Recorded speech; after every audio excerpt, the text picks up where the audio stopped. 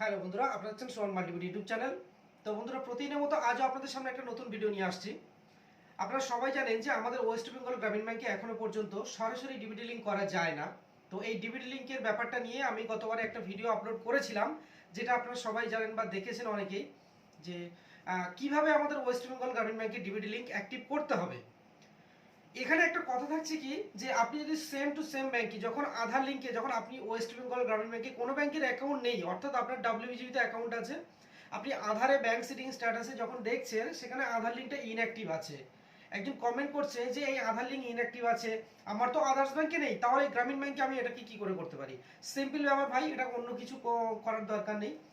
আপনি সরাসরি চলে যাবেন ব্যাংকে, ব্যাংকে গিয়ে ফার্স্ট আপনাকে একটা কাজ করতে হবে, যে আধার কার্ডের লিঙ্ক যেটা করা আছে সম্পূর্ণ সিআরএম থেকে ডিলিট করে, ঠিক আছে, আবার নতুন করে অ্যাড করতে হবে। এটা একটা প্রসেস গেল। যদি এটাও না করতে পারেন, সিম্পল ভাবে আপনি আধারটাকে ডিলিট করে দিয়ে আসবেন আগে, ডাইরেক্ট ফার্স্ট দিন প্রথম দিন যখন যাবেন। এবার এইটা সহজে ব্রাঞ্চের যে স্যারেরা আছে ওনারা করতে চায় না। তো আপনাকে করণীয় কাজ কি আছে, যেহেতু ব্যাংক এটাই চাইবে যে আমার অ্যাকাউন্ট হোল্ডার যারা আছে তাদের অ্যাকাউন্টে যেন সরকারি প্রকল্পের টাকা আসে, স্যারকে এইভাবে কনভিন্স করতে হবে, বলতে হবে।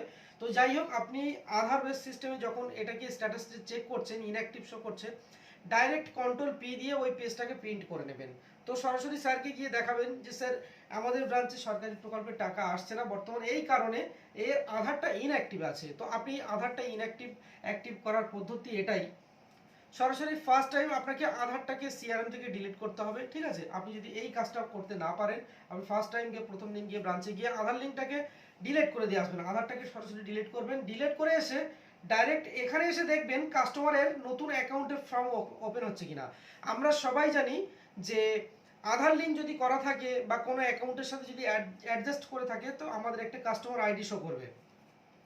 তো আপনি ডিলিট করে আসার পরে এসে ট্রাই করবেন একবার, যে আপনার এখানে সিএসপি যে সিস্টেম আছে আমাদের এখানে, আধার লিঙ্কের ফর্ম মানে অ্যাকাউন্টের form open, eKYC form open হচ্ছে কিনা। যদি ফর্ম ওপেন হয়, তো এখানে আপনি চাইলে সেকেন্ড অ্যাকাউন্ট ওপেনিং করতে পারেন, করলে সাথে সাথে আপনার ডিবিটি লিঙ্কটা অ্যাক্টিভ হয়ে যাবে, এখানে ভুল কিছু নেই, ঠিক আছে।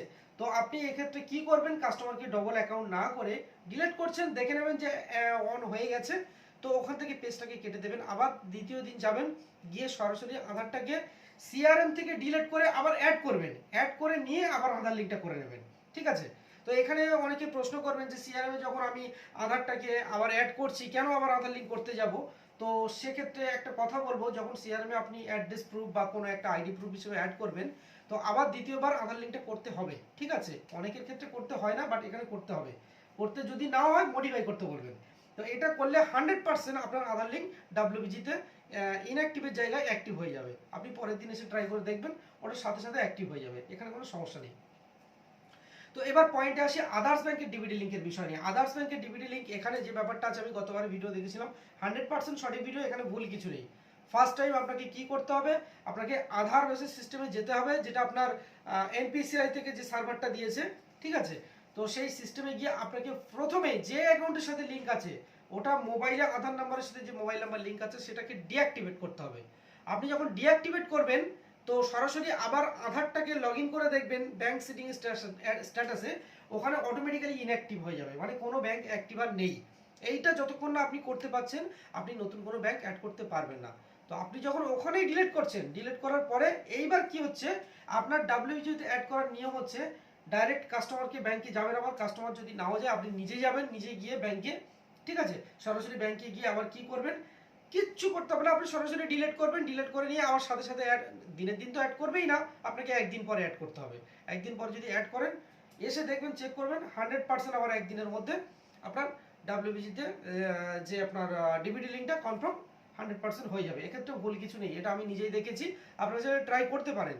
অনেকে হয়তো ভাবছেন যে আমি কেন এত দেরি হচ্ছে বা এত হচ্ছে না, আপনি আমি বলবো যে ভাই, আপনি কিছু একটা ভুল ট্রাই করছেন, যার কারণে আপনারটা হচ্ছে না, এটা না হওয়ার কোনো কারণ নেই। আমরা দেখেছি, আপনি ফার্স্ট টাইম রিমুভ করে দ্বিতীয়বার যখন ব্রাঞ্চে গিয়ে করবেন, 100% আপনার হয়ে যাবে। তো বন্ধুরা, আজকে এই ছোট্ট আপডেটটুকু দেওয়া ছিল ডিবিটি লিঙ্কের বিষয়টা নিয়ে। অনেকের মধ্যে একটা ব্যাপার আছে যে আদার্স ব্যাংকে সরাসরি ডিবিটি লিঙ্ক অ্যাডজাস্ট হয়ে যায় বা আমরা এনপিসিআই সার্ভারে পেয়ে যাই, আমাদেরটা পাচ্ছি না। তো এইটুকু বলবো যে এনপিসিআই এখনো পর্যন্ত আপডেট দেয়নি, যার কারণে আমাদের ওয়েস্ট বেঙ্গল গ্রামীণ ব্যাংক নাও আসেনি। বাট আরও অন্যান্য গ্রামীণ ব্যাংক সেখানে আছে, আপনারা চাইলে সার্চ করলে বুঝতে পারবেন। তো জানি না আমাদের ব্যাংক কবে আসবে, এইটা নিয়ে আমার কোনো মতামত নেই। তো লিঙ্ক করার মতো বা ডিবিটি লিঙ্ক করার মতো যে প্রসেসটা আছে সেটা আমি দেখিয়ে দিলাম, বা আমি নিজেও কয়েকটা অ্যাকাউন্ট করেছি, অসুবিধা হয়নি, আপনি চাইলে করতে পারেন, ঠিক আছে।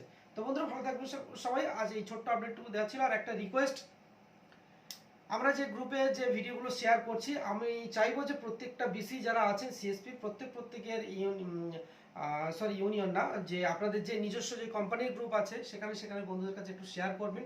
তাহলে কি হবে, আমাদের যে নতুন নতুন আপডেটগুলো তথ্যগুলো আসে কম বেশি সবাই জানতে পারবে।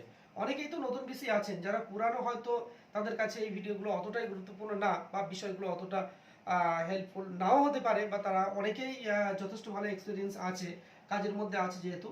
তো নতুন যারা আছে অবশ্যই তাদের ভালো লাগবে, এই জন্য করে এর একটা রিকোয়েস্ট করবো কি, প্রত্যেকের গ্রুপে শেয়ার করবেন, বন্ধুদের কাছে শেয়ার করবেন, আপনারা দেখবেন যে নতুন নতুন আপডেট অবশ্যই পেয়ে যাবেন। তো বন্ধুরা ভালো থাকবেন সবাই।